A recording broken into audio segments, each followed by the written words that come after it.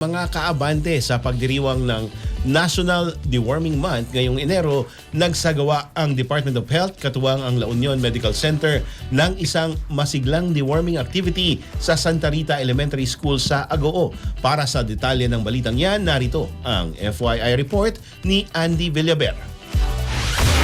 Abante Radyo Live Report.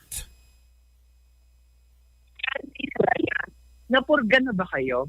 Dahil sa pagdiriwang ng National Deworming Month ngayong Enero, ang Department of Health at La Union Medical Center ay nagsagawa ng isang masiglang deworming activity sa Santa Rita Elementary School sa Agoo.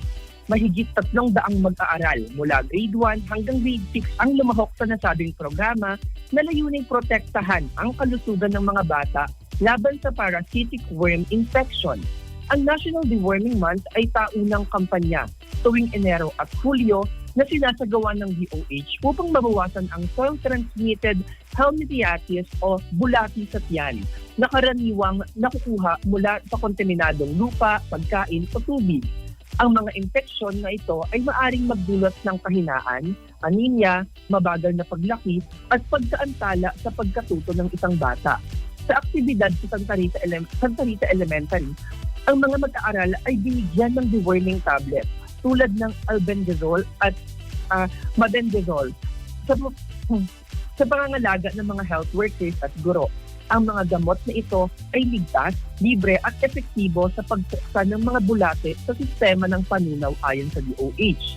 Bukod sa pagpupurga, pinapahalagahan din ng mga magulang at guro na magpatupad ng tamang hygiene at sanitation tulad ng paghuhugas ng kamay, malinis na pagkain at tamang pagliligo para maiwasan ang muling infeksyon ng bulate.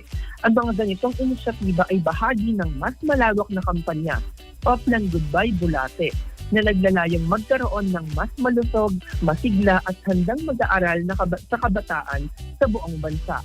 Para sa FYI, ito si Andy Villaber, Abante.